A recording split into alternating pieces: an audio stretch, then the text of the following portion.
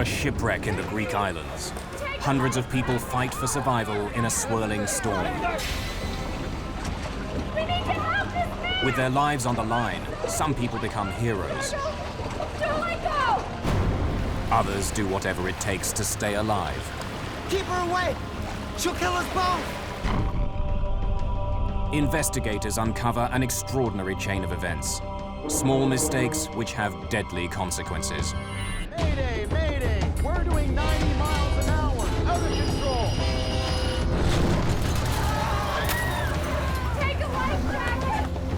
Where's the Coast Guard? Don't let go!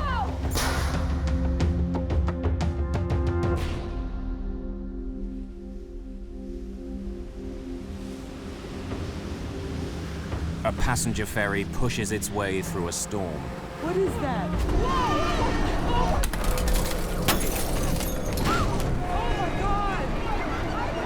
Within sight of land, this Greek island's ferry is sinking in high winds and stormy seas. There was a hole, and it was going to sink, and it was going to sink fast. A huge rescue operation kicks in. Rescuers must risk their own lives. I never want to be in that situation ever again, because it was terrifying. But I had enough time to think, okay, well, this is the part where I die. It was like a catastrophe. It was as if it was coming the end of the world for this island. For the people of Greece, it's a national disaster, the worst of its kind in 30 years. Discovering why it happened will take months of detective work and raise this question: how safe are the ships we sail on?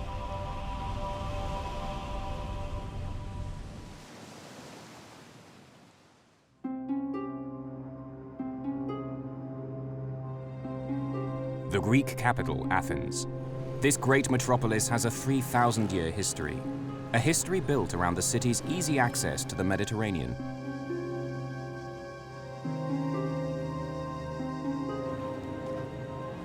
The harbour district of Athens is called Piraeus. Ferry boats ply back and forth between here and the more than 200 islands scattered throughout the Aegean Sea. For island hoppers, this is where the adventure begins.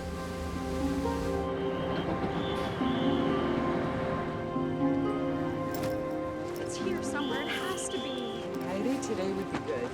I'm hurrying. Are you sure you don't got Tuesday, September the 26th, 2000.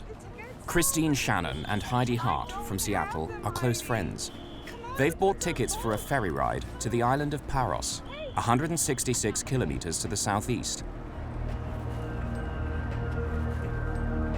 Express, Samina? Express sounds good. How long is it? Christine's 32 and teaches preschool.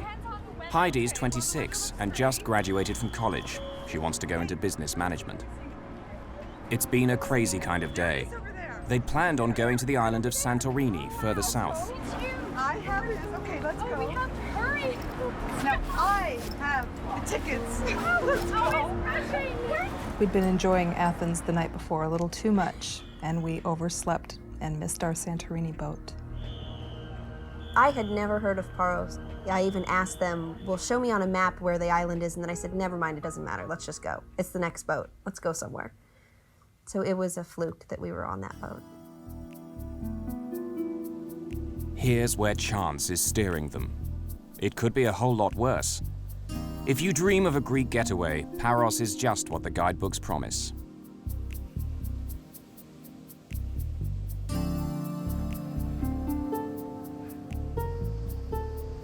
Life is laid back, and the backdrop is enchanting. Around 12,000 people live on Paros year-round.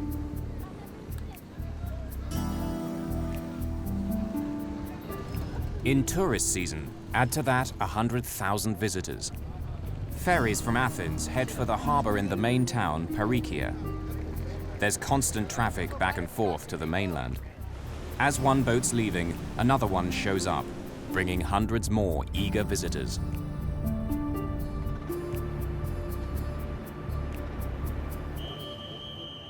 Christine and Heidi are among 472 passengers who board the Samina today.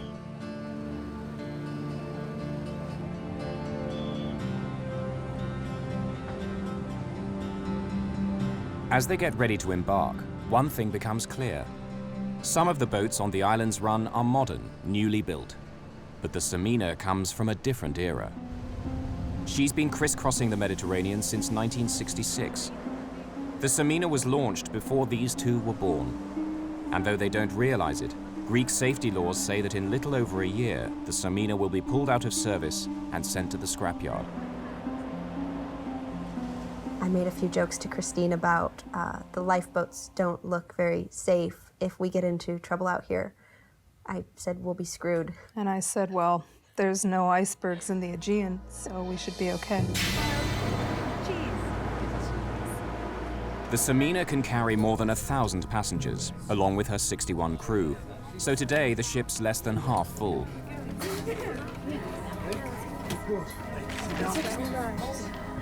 Katrina Stark and her cousin Sarah Davis, both from New Zealand, are backpacking. Like Heidi and Christine, they're literally sailing into the unknown. Paros. We had no plans. We went to get on the very first ferry that was leaving, going wherever it was going to take us, and that happened to be first stop Paros. At 7:15, 2 hours into the journey, the sun is setting. There are still 3 hours to kill before the Samina arrives.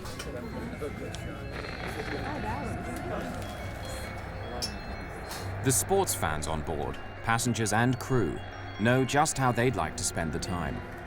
There's a major soccer game playing live on TV. Athens star side Panathinaikos are up against their German rivals, Hamburg. The reception wasn't very good, and so they had various staff come along trying to fix the TV, and everyone was putting suggestions to how to fix the TV, and it seemed to be quite important to everybody on board that they get to see this game.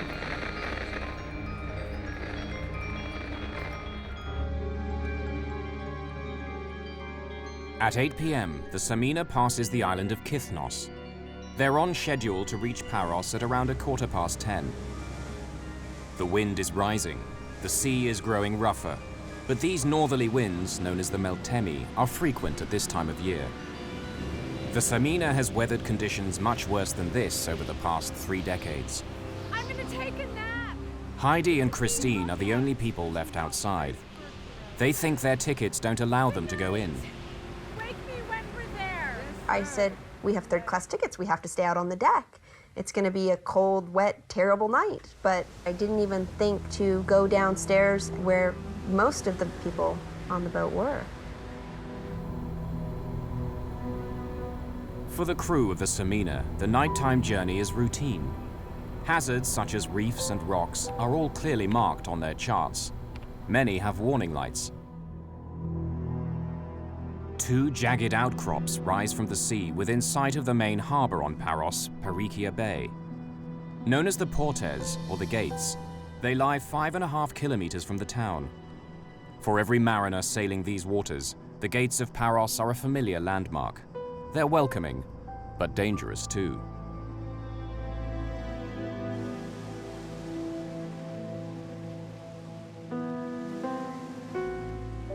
The rocks rise 25 meters out of the sea. Every passing ship must give them a wide clearance. At night, a beacon light on the taller of the 2 rocks sends a clear warning to sailors. Stray too close to the Gates of Paros, and disaster will follow.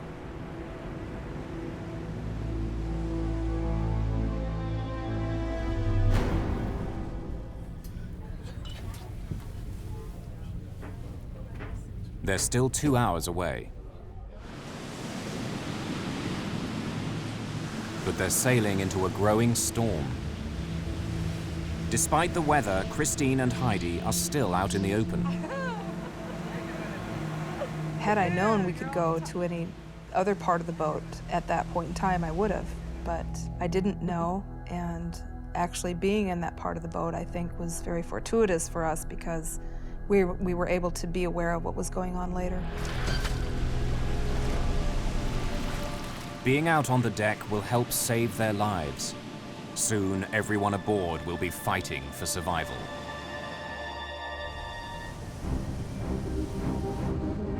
On the evening of September the 26th, 2000, The passenger ferry Express Samina leaves Athens harbour, Piraeus, heading southeast. She's making for the island of Paros, 5 hours away in the Aegean Sea. As the sun sets, the weather deteriorates until by nightfall the ship is being buffeted by a northerly gale. But the crew are used to such conditions. Their ship is big enough, tough enough to survive far worse. The Samina is 115 meters long, more than a soccer field, and 18 meters wide. Passengers are widely dispersed. Heidi and Christine are out on the open deck. Katrina and Sarah are inside the main passenger lounge. The nerve center is here, the engine room. It's below the waterline, but is protected by a series of watertight doors. The crew need to move about, but the ship is safe so long as they lock the doors tight behind them.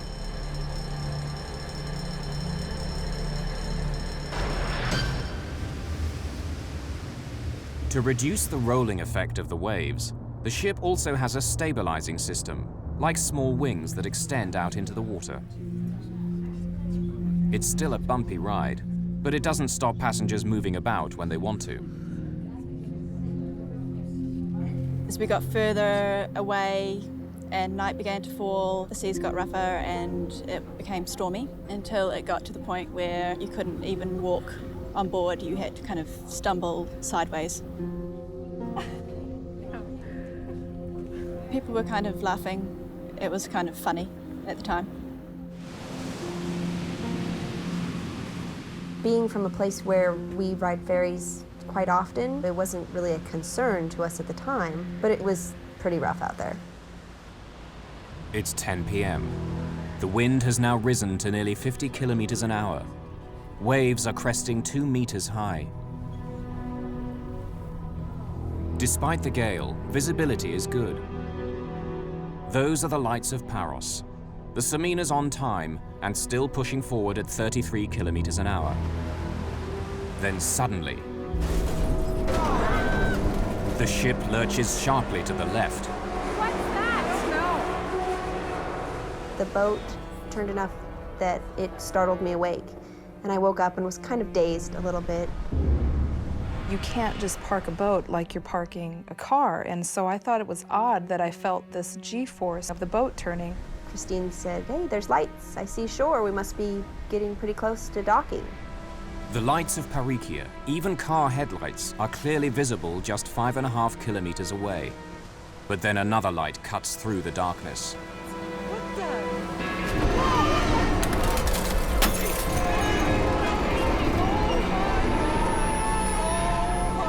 This rock just comes out of nowhere, just out of the black night. And I'll never forget what it looks like in my mind. It was, you know, this brown, kind of craggly, sandish looking rock that had lights on top of it shining down so it illuminated it. And it made it look like a movie set. The side of the boat scraped along the side. I could have walked over and touched it. And you could hear down in the lower decks of the boat that the metal was just ripping apart. The unthinkable has happened. The Samina has crashed against the gates of Paros. 1 million kilos of ship grind against the rocks. It was the worst sound, and it was the loudest sound I've ever heard in my life. It sounded like fingernails on a chalkboard, just God's fingernail on the biggest chalkboard in the world. There was a hole, and it was gonna sink, and it was gonna sink fast. The shockwave reverberates through the ship. Suddenly there was a big lurch to the right side of the boat, and people who were standing up got thrown off their feet. Everything in the bar smashed. I looked out the window and there were 2 large rocks went past that looked white, lit up by the light inside the ship. I don't know what that was. Oh, man, it just doesn't sound good, you know? In a situation like this, the time frame is so hard to put back together. But it seemed like maybe a minute or two until the boat started to noticeably lilt to the side and tip. And that's kind of when the chaos started. get out of this place. I don't know. I'm supposed to run to you. Get off this ship!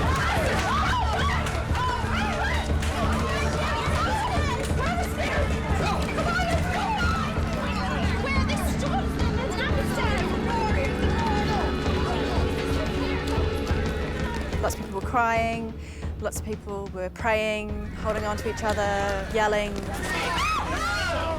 There was no alarm or siren, there was no one to tell us what we were supposed to do. We need to get off this boat and we need to leave right now. We don't have to panic. Christine said to me the Titanic took hours to sink. And I said, we don't have that much time. We don't have hours, Christine. We need to leave now. Okay. In my mind, I thought, this boat's gonna sink and we're all gonna die. All these people trying to get life jackets. Being taller, I was able to reach over the heads of most people who were trying to get hold of life jackets and grab two. The Samina has 61 crew members, but where are they? Passengers must fend for themselves. So I yelled to Christine, come here, I think I found life vest. Hey, just open up. Just take it out. At this point, people were starting to run past us.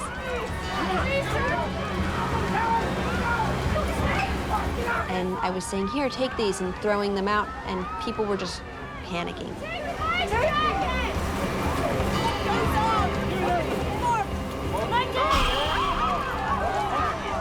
Within minutes of the collision, the ship's lights go out. Passengers are plunged into darkness until emergency generators kick in. And then the first flare went off. This eerie red glow coming down over the ferry gave it a whole nother feeling of just terror that we're out in the night, in the dark, and the ferry's gonna sink.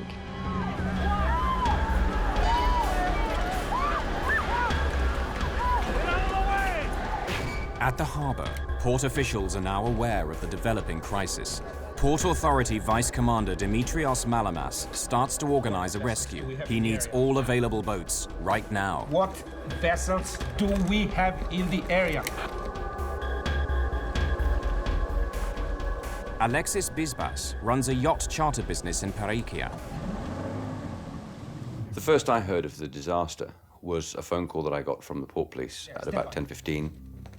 Can I get out there with my boat as quickly as possible just to help with whatever might be necessary? And there was no way that we had any idea that it was going to be a disaster of that magnitude. Paros has a medical center equipped for the islanders' basic needs, not a major disaster. Dr. John Polyzoides was an ER surgeon for 35 years. Though retired, he helps run the center. We saw the ship was going down, and there were a lot of boats and lights and so on. I personally did not expect anything tragic to come out of that because it was so close also to the harbor. Aboard the Samina, many of the 472 passengers are in a state of sheer terror. It was chaos. It was people not knowing what to do and waiting for a captain or a crew to help us. There was a woman who went through the door just before us, and she, as soon as she got out onto the deck, she climbed over the railings and just jumped off, like didn't look back or didn't say anything to anybody, and just climbed over and threw herself off into the water. There was people holding children over the railings, wanting to throw them down to people in the water. It was quite a terrible scene. The wind hampers efforts to abandon ship. They were releasing inflatable life rafts. They weren't attached to the ship, so as soon as it was released, it was in a big storm, it would get picked up by the wind as soon as it was inflated, and they were just blowing halfway to Athens. The rafts blow beyond the reach of many passengers who've already leapt into the sea. In the confusion, Heidi Hart is knocked flying, striking her head. I kept thinking, if I black out now, I'm done for. This boat's sinking. I have to stay conscious. I had this adrenaline rush, and there was, a feeling that I would call terror. I knew instantly this was going to be a fight for our lives. There was some point in time where I literally felt myself leave my body and instincts kicked in. Everybody was running to the rear of the boat, and Christine just looked at me and said, "Go that way, to the front of the boat." And she said, "But nobody's up there." It was the darkest part of the boat. It was the highest part of the boat. She said, "Nobody's up there." I said, "I don't care, go." And luckily for us, that's where we found a lifeboat hanging over the side of the ship.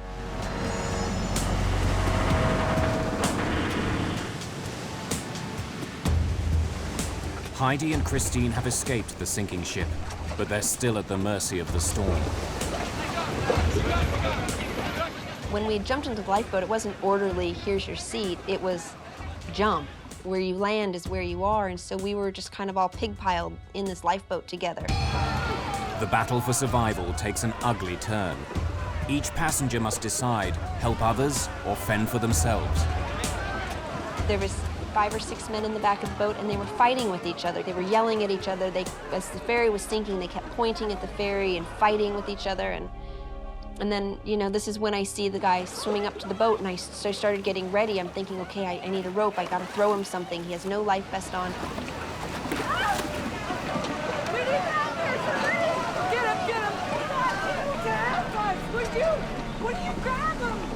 The only thing you could see was his eyes and his nose coming out of the water, and he was just barely making it, swimming towards us. Everybody else on the boat was yelling, "No, no, we can't take any more people on." I've got you, don't worry!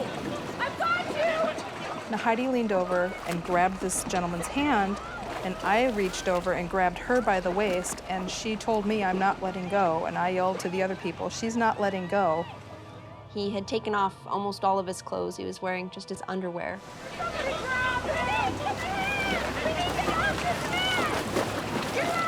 I mean, I'm not a very big person. I'm 5 feet tall. Just me trying to pull him in the boat wasn't gonna work. The men in the lifeboat realize that Heidi won't let go and finally help haul the drowning man on board. I don't know what they were thinking. They were panicking.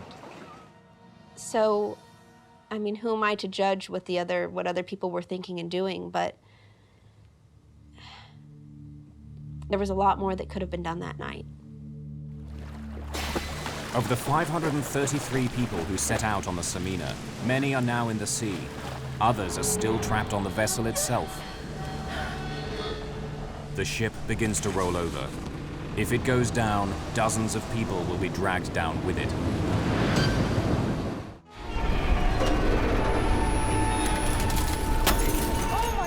The passenger ferry Express Samina has struck rocks near the island of Paros in the Aegean Sea. 533 passengers and crew face a battle to survive in high winds and stormy seas. Some people have managed to clamber into a lifeboat. Others have stayed with the ship and now fear it will sink beneath them. At that stage, we were on the deck trying to figure out whether it was a good idea to jump overboard as well. But we were tilting further and further, and it was getting to the point where we didn't really have that choice anymore.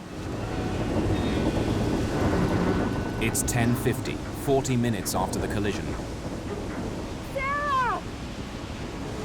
Are you looking at me? As the Samina continues to roll, Katrina Stark has little choice. She hauls herself over the rail.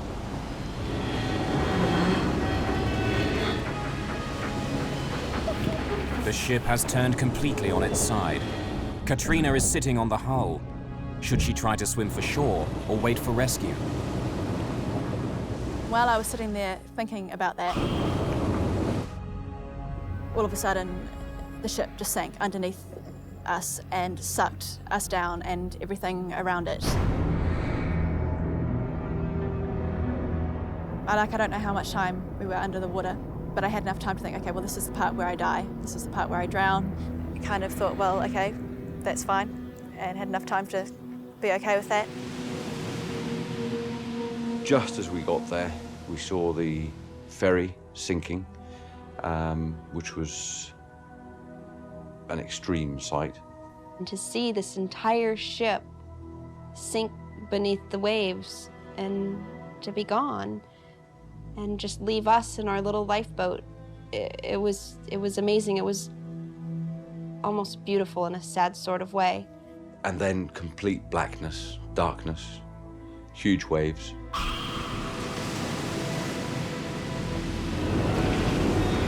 The Samina sinks 2.5 kilometers from the gates of Paros. Even without its engines, wind, waves, and the ship's own momentum carry the Samina closer to the shore. The sea here is 38 meters deep. As the Samina goes down, huge bubbles of air escape from the ship, making the water less dense, making objects in the water sink more quickly. Katrina Stark sinks several meters before the buoyancy of her life jacket pulls her up again. As suddenly as I had been sucked under, suddenly I popped out the top. Her priority now is to find her cousin, Sarah. In the storm, she can't tell where she is.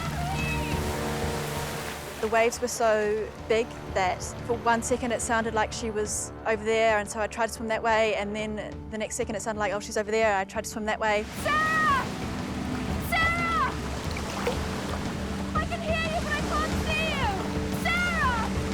Sarah! Eventually I just said to her, okay, make sure that you get on a boat and get back to land, and I will see you back on shore.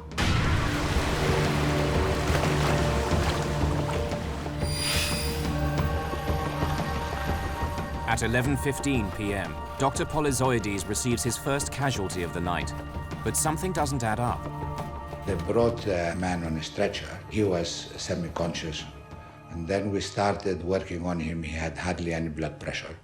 And when we were resuscitating him, I realized that he was dry, which it meant that he didn't actually, he was not from the ship.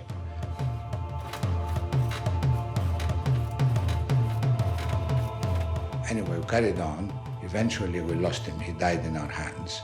And then people came and he said, you know who it was? And I said, no. His patient isn't from the Samina, but the disaster still claims its first victim. The man is Dimitrios Malamas, who'd been helping organize the rescue. In the crisis, he'd suffered a heart attack. He was 40 years old. So you can understand, even at this early stage, although we did not know the number of people that were going to lose, there was that sense of tragedy immediately from the very beginning. A local shopkeeper, George Skandalis, grabs his video camera and captures these first raw images as survivors begin to appear. As soon as we got close enough to shore, and when I saw this white cathedral with the blue dome top, that was when I finally knew we made it. We're gonna get to shore, we're gonna be alive.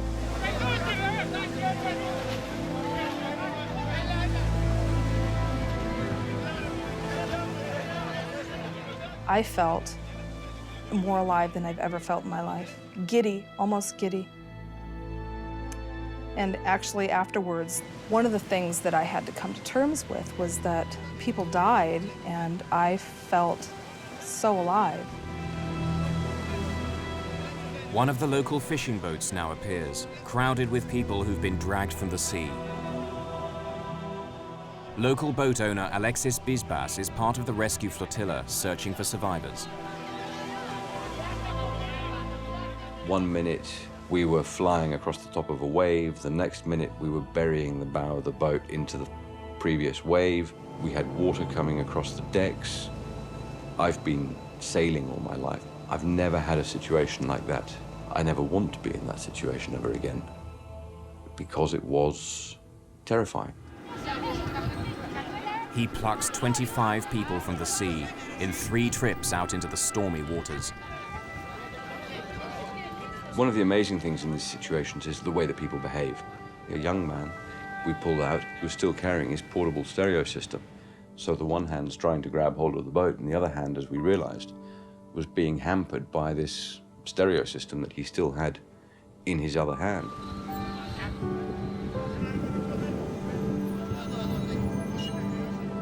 One of them was an old lady who had tied to her life jacket her bag. As we were trying to drag her into the boat, we realized that something was stopping her, and I went to cut her free of this bag, and she said to us that if we did, we should throw her back because that was her entire life in this bag. Many survivors are in a state of shock. All are cold, wet, and exhausted.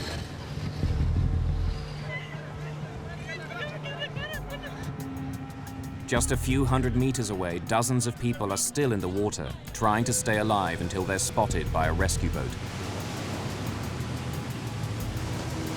Katrina Stark and a fellow survivor, a total stranger, are now clinging desperately to a piece of wreckage. My first surprise about being in the water was that it was warm. I was really expecting the water to be cold. They were big waves, and you just had to cling on tight to the piece of wreckage.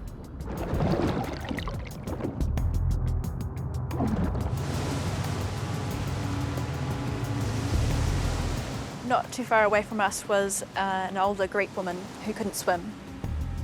And she was panicking and was screaming and yelling, trying to get someone to come and save her. And the guy that I was with was saying she's going to want to come over to us, and if she grabs hold of us, she's going to drag us down. Keep her away! She'll kill us both together! She had kind of wild eyes, like she was clearly panicking. And a big wave came and washed over her, and she didn't come back up out of the water. She had drowned.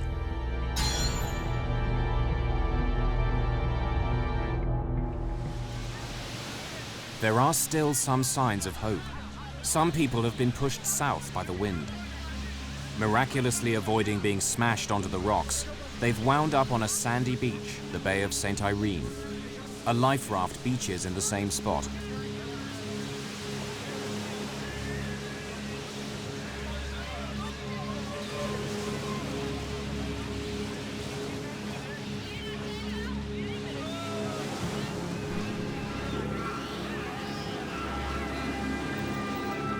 They're safe now, but the terror these little children have gone through is hard to comprehend. More than 400 survivors have now wound up on the dockside. Many have suffered a terrifying ordeal in the water. They're rushed to the medical center, where Dr. Polyzoides has now assembled a team of 15 medics. Some doctors and nurses based on the island, others tourists who've come in to assist. Between 11:30 and 12, the first drowned was brought in on a stretcher. And although I worked for 35 years as an accident surgeon, it was a horrible experience. And that was the beginning of the horrific feeling which I had that this is serious now. At midnight, after an hour in the water, Katrina Stark is brought to shore. We were the last people that they were able to bring up onto the boat.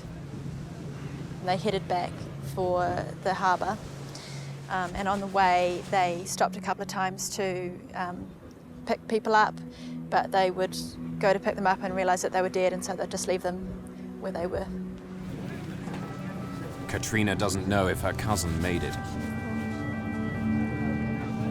Sarah? Katrina?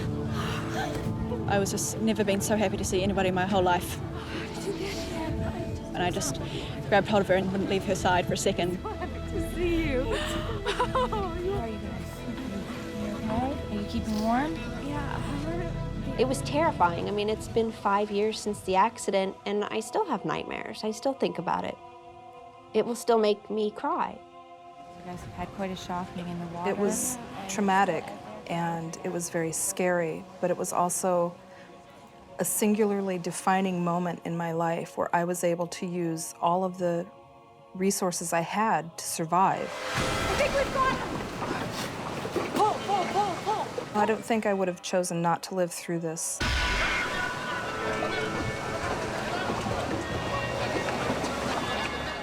At midnight, more than 2 hours after the collision, the rescue operation is becoming more and more a search for bodies. When you start seeing the bodies in the sea, somebody that I knew that an hour ago they were breathing, and suddenly they're dead, and it was very distressing. I mean, it took me a very long time to put it out of my mind. It was very difficult. 25 people are now confirmed dead. As victims continue to arrive, Dr. Polyzoides is overwhelmed. Do I go to this room and try and save someone? Do I wait and see whether it's worth saving? And it was like a catastrophe. It was as if it was coming the end of the world to this island. So it was almost like you're seeing a movie that's not happening to you. Every half an hour, the number of bodies increased. By 2:30 a.m., the number of dead reaches 60. There's no room for so many bodies in the medical center. The Church of St. Nicholas on the waterfront now becomes a temporary morgue.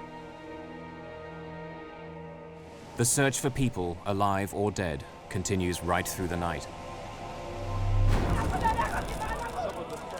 Very soon, investigators will begin to ask tough questions.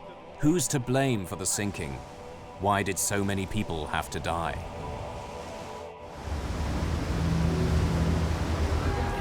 The passenger ferry express Samina has sunk in a storm in the Aegean Sea.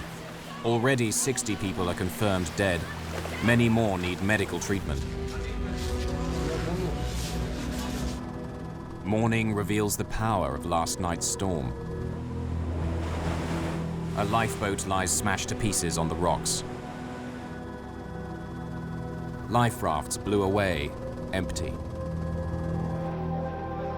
A message board at the harbourfront lists who's alive and who's still missing. Bodies will continue to wash up on the beaches for days to come. There aren't enough coffins on Paros. More arrive. Even the most experienced professionals are touched by the trauma. I was so shaken by this that I didn't sleep for 2 nights, and on the 3rd night, where I went to sleep, I dreamt that my son was drowning. Very quickly, the grief turns to anger. Where were the crew when the ship hit the rocks? Where were they when the passengers needed help? Rumors spread like wildfire and are picked up by the media. Were some members of the crew watching the soccer game on TV when they should have been steering the ship? The captain, 53-year-old Vasilis Yanakos, is held for questioning by the police. On Paros, the funerals begin. Here, a 4-year-old boy drowned with his father. Divers discover 10 bodies trapped inside the hull of the Samina. The last body is found floating 2 weeks after the sinking, 50 kilometers north of Paros. Altogether, 80 people have died, 75 passengers, 5 crew members. This is Greece's worst shipping disaster in more than 30 years, a national tragedy. In the bitter aftermath, the spotlight falls on the company which owned the Samina and its vice president, Pantelis Sphinias. He could face criminal charges, as well as multi-million-dollar compensation claims. 2 months after the sinking, police surround a body lying on the sidewalk outside company headquarters in Athens. Sphinias has jumped out of his 6th-floor window, committing suicide.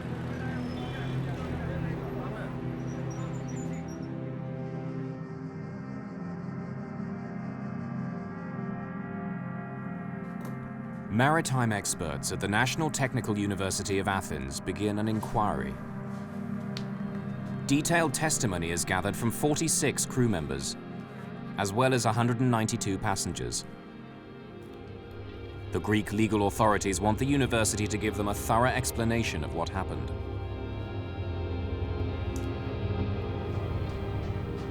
Professor David Molyneux of the National Research Centre of Canada is one of the world's leading experts on ferry safety. He's studied the findings of the Greek investigators, who came up with a startling realization. What they found at the inquiry defied some of the initial speculation concerning the age of the ship, and the accident, in fact, turned out to be caused by something completely different. Testimony reveals each small but critical factor that together turn a routine ferry crossing into a national disaster. 3 hours into the journey, the crew switch on the ship's autopilot. The autopilot is an electronic link between the compass and the rudder, correcting the rudder a little bit one way or the other to bring you back where you want to be. Even on autopilot, a crew member should constantly monitor the ship's position. It's bad practice to leave an autopilot unattended, particularly in bad weather, because the wind, the waves, and the current are all acting to drift the ship in one direction. And that kind of steady drift is not compensated for by the electronics in the autopilot. As the weather grows worse, the crew deploy the ship's stabilizer system to make the ride more comfortable for the passengers. The stabilizer uses two small fins to counteract the roll of the ship.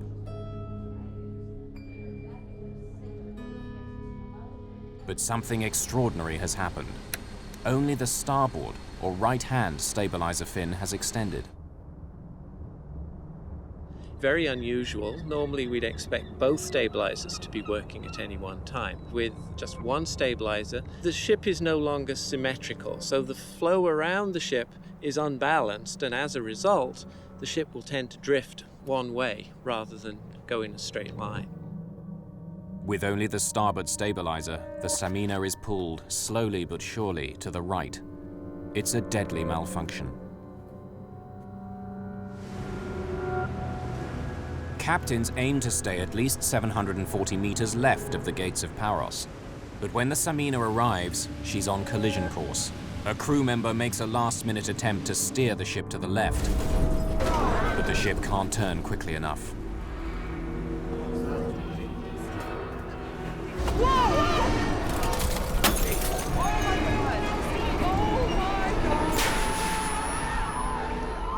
It was very unfortunate that the ship got hold, but there was really no reason why the ship should have sank.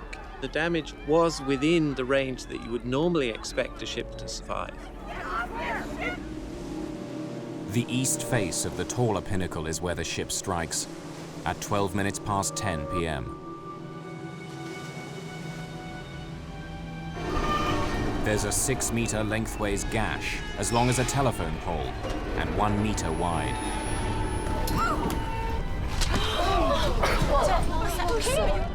But this hole is well above the waterline.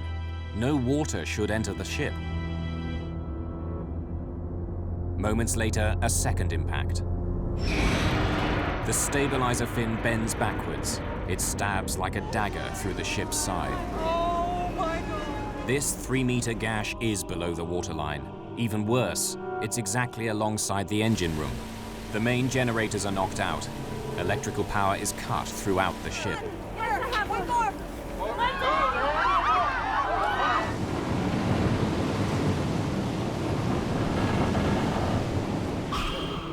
The investigating team orders divers to make a detailed survey of the wreck of the Samina.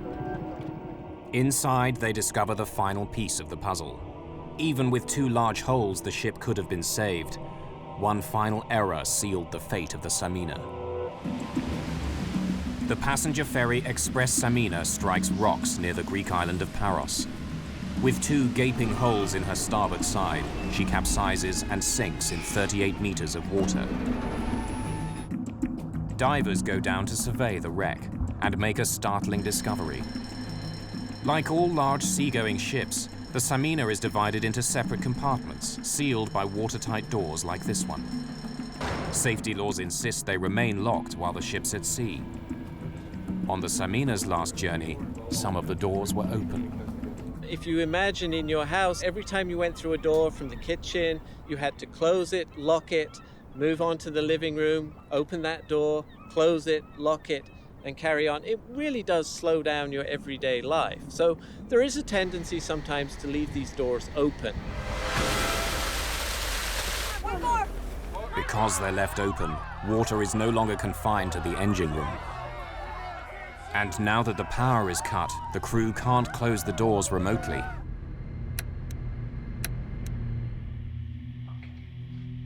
"29 of the crew are called back for a second grilling by investigators. This testimony provides an exact picture of the ship's last moments, data which is now built into a computer model. At 10:15, 3 minutes after the collision, the ship is listing only 5 degrees to the right, but filling fast through that hole in the engine room. By 10:25, she's listing 14 degrees. Now the 6-meter gash, which was above the waterline, is exposed to the sea. This is the point where the Samina and 80 of those on board are doomed. The ship can't withstand this degree of damage. The Samina is what's called a ro-ro ferry. It stands for roll on, roll off. This is a modern ro-ro ship. Vehicles simply reverse in through the stern doors and then drive out at their destination. It's a cost-effective design with a potentially fatal flaw. The worst shipping disasters in recent times have involved vessels designed this way. The Herald of Free Enterprise went down with the loss of 193 lives at Zeebrugge in Belgium in 1987. 850 were drowned aboard the ro-ro ferry Estonia in the Baltic Sea in 1994. Unlike a cruise ship or a cargo vessel, which are divided into many smaller compartments, the vehicle deck of a ro-ro ship is one large open area, highly vulnerable to rapid flooding. Imagine comparing flooding an egg box with flooding just an empty cardboard shoebox. The shoebox would tend to fill up very, very quickly, whereas an egg box would tend to fill up each compartment at a time, so the egg box would stay afloat, whereas the shoebox wouldn't. This open space is especially vulnerable because it's so close to the waterline. The car deck on a ro-ro ferry is low to make driving the vehicles on and off easy. As a result, you're relying on those watertight compartments to keep the ship afloat in the event of damage. By 10:29, the Samina is listing 23 degrees. Almost there. Yes. She's now tilting so much that it's impossible to launch more lifeboats. Only 3 of the 8 she carried got away. 3 minutes later, at 10:32, she's listing 33 degrees. At around 10:50, the ship turns completely on her side. We know the exact time that the ship sank because the clock on the bridge was stopped at 2 minutes past 11. Divers surveying the wreck make their most important discovery. Of the ship's 11 watertight doors, 9 were left open. And the most important aspect of this accident was leaving the watertight doors open. As a result, the ship flooded, lost all its reserve of buoyancy, and eventually sank. If the doors had been locked, despite the navigational error which put the ship on the rocks, despite the hole in the engine room, this would probably have been a survivable accident.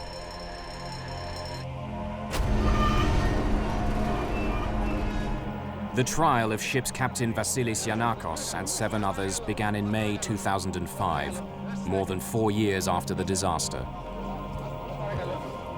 The sinking of the Samina led to safety improvements. Greece cut the maximum working life of passenger ferries from 35 to 30 years.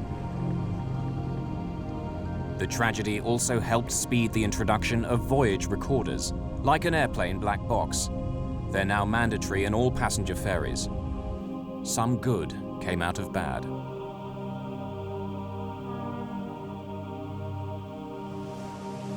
For the first time since those dramatic events, Katrina Stark has come back to Paros. It's an emotional return.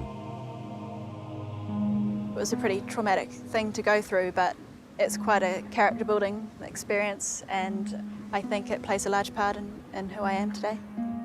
For their role in helping to save lives, Heidi Hart and Christine Shannon were given an award for heroism by the city of Seattle.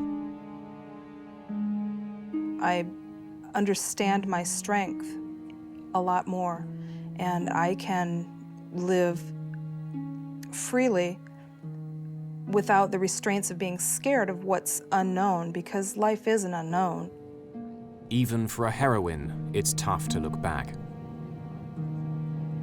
Christine and I, we always say we were the lucky ones. We were in the right place at the right time, and that is the only thing I can think of why we made it and so many other people didn't. And it breaks my heart.